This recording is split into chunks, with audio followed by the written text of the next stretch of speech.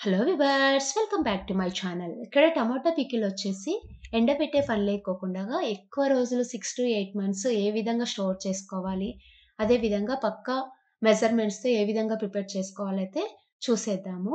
ఎండబెట్టి చాలామంది ప్రిపేర్ చేస్తూ ఉంటారు. దానివల్ల టైం టేకింగ్ చాలా రిస్కీ ప్రాసెస్ లాగా అనిపిస్తూ ఉంటుంది. ఈ విధంగా ప్రిపేర్ చేసుకున్నాం అనుకోండి, మనం ఎండబెట్టే పికిల్ ఏ విధంగా అయితే స్టోర్ చేసుకుంటామో అదే విధంగా స్టోర్ చేసేసుకోవచ్చు.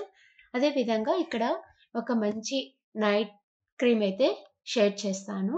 అండ్ డ్రై స్కిన్ ఉన్న వాళ్ళు ఏ విధంగా ప్రిపేర్ చేసుకోవచ్చు, ఆయిలీ స్కిన్ ఉన్న వాళ్ళు ఏ విధంగా ప్రిపేర్ చేసుకోవచ్చు అనేది కూడా చూపిస్తాను వీడియోలో.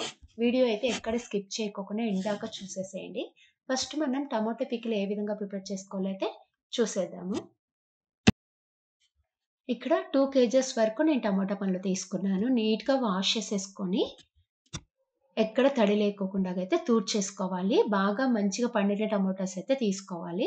ఇక్కడ 1 కేజీ టమోటాస్‌కి 100 గ్రామ్స్ చింతపండు తీసుకోవాలి.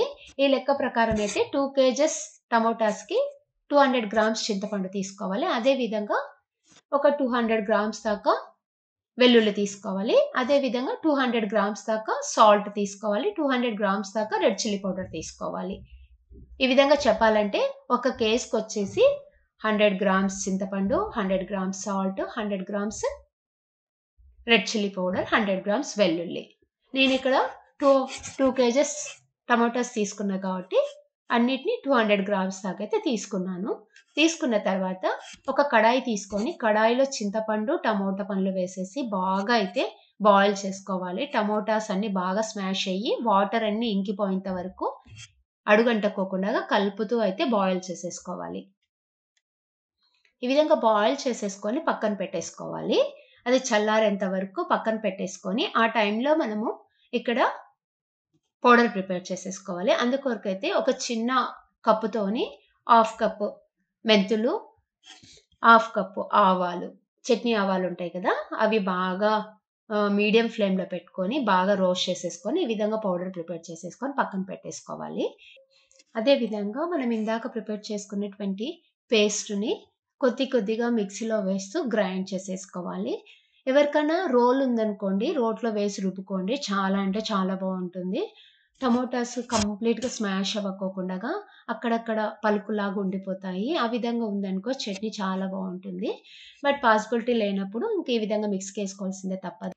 ఈ విధంగా పేస్ట్ మాత్రం ఒక బౌల్‌లో వేసేసుకొని దానికి తగ్గట్టు మనం మెజర్‌మెంట్ తీసుకున్న ప్రకారము సాల్ట్, స్మాష్ చేసుకున్నటువంటి వెల్లుల్లి, అదే విధంగా రెడ్ చిల్లీ పౌడర్, ఇందాక మనం ప్రిపేర్ చేసుకున్నటువంటి పౌడర్ వేసేసుకొని బాగా అయితే మిక్స్ చేసేసుకోవాలి. ఇక్కడ వెల్లుల్లి వచ్చేసి మనం పొట్టుతో అలాగే వేసేసుకోవచ్చు స్మాష్ చేసేసుకొని.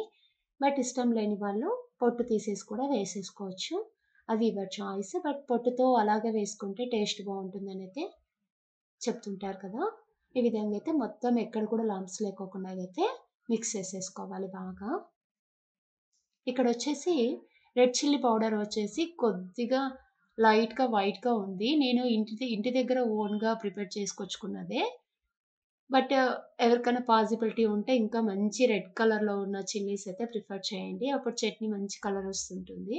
అండ్ ఇక్కడొచ్చేసి పోపు ప్రిపేర్ చేసుకుంటున్నాను. పోపు కోసం వచ్చేసి వేరుశనగ నూనె అయితే ప్రిఫర్ చేస్తున్నా. వేరుశనగ నూనెనే బావుంటుంది. పికిల్స్ కానీ, ఏవైనా చట్నీలు ప్రిపేర్ చేసినా కానీ.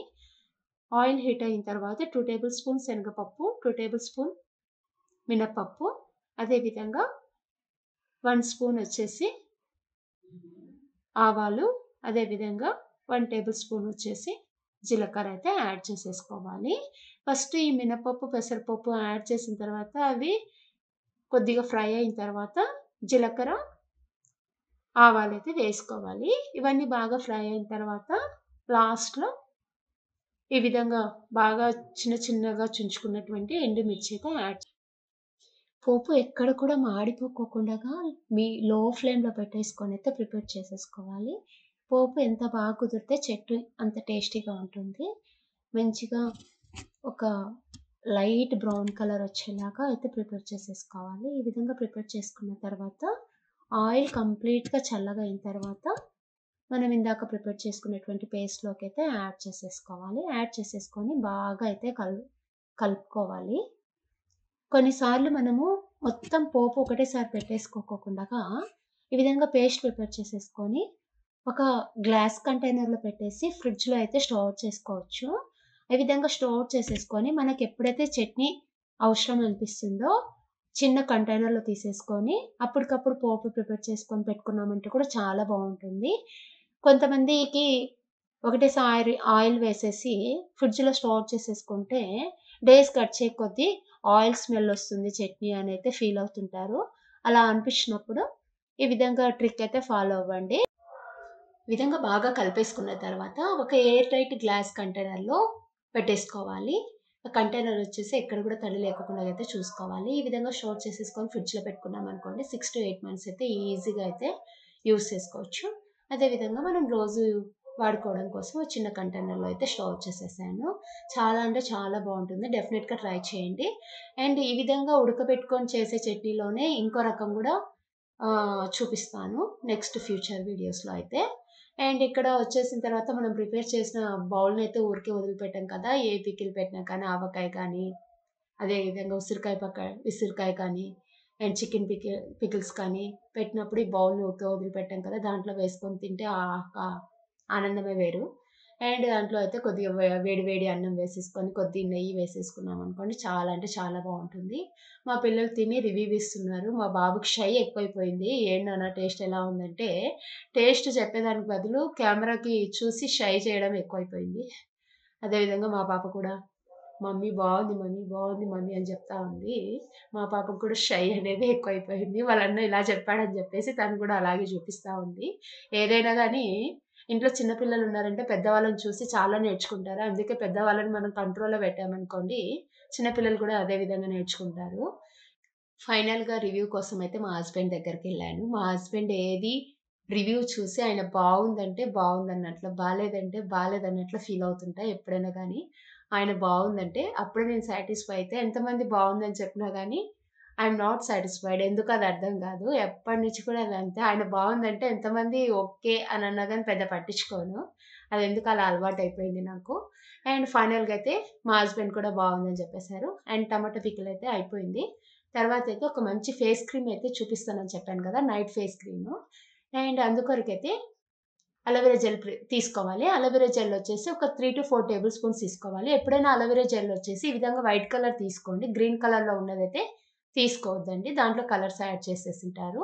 ఈ విధంగా అలోవెరా జెల్ యాడ్ చేసేసుకొని ఇక్కడ బాదం ఆయిల్ అయితే తీసుకోవాలి. బాదం ఆయిల్ వచ్చేసి ఆయిల్ స్కిన్ ఉన్నవాళ్ళు ఒక half table or 1 tablespoon add చేసేసుకోండి. డ్రై స్కిన్ ఉన్నవాళ్ళు మాత్రం ఒక 1 ఆర్ 2 టేబుల్ స్పూన్స్ కానీ యాడ్ చేసేసుకోండి. ఈ విధంగా యాడ్ చేసేసుకున్న తర్వాత ఒక 2 టేబుల్ స్పూన్స్ దాకా రోజ్ వాటర్ అయితే యాడ్ చేసేసుకోవాలి. ఇక్కడ డ్రై స్కిన్ ఉన్నవాళ్ళు కూడా రోజ్ వాటర్ కొద్దిగా తగ్గించి వేసుకోండి. ఆయిలీ స్కిన్ ఉన్నవాళ్ళు రోజ్ వాటర్ ఒక టేబుల్ స్పూన్ ఎక్కువేసుకున్నా కానీ సరిపోతుంది. అదే విధంగా 2 విటమిన్ క్యాప్సూల్స్ కూడా యాడ్ చేసేసుకోవాలి. ఇక్కడ మనము మెయిన్ బేస్ వచ్చేసి అలోవెరా జెల్లు.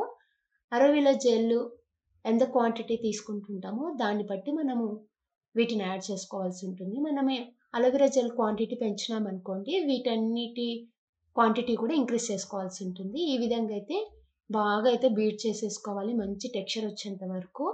ఇది చాలా లైట్ వెయిట్‌గా ఉంటుంది. నైట్ క్రీమ్‌గా ఓన్లీ కాకుండా కూడా డే టైమ్ క్రీమ్ కూడా యూజ్ చేసుకోవచ్చు. నైట్ ఫేస్ వాష్ చేసుకొని అప్లై చేసుకొని మళ్ళీ ఎర్లీ మార్నింగ్ ఫేస్ వాష్ చేసేసుకొని కూడా అప్లై చేసుకోవచ్చు. ఎటువంటి గ్రీజీగా ఉండదు. ఇక్కడ మనం ఆయిల్స్ వచ్చేసి ఈ విటమిన్ యూజ్ చేసాము.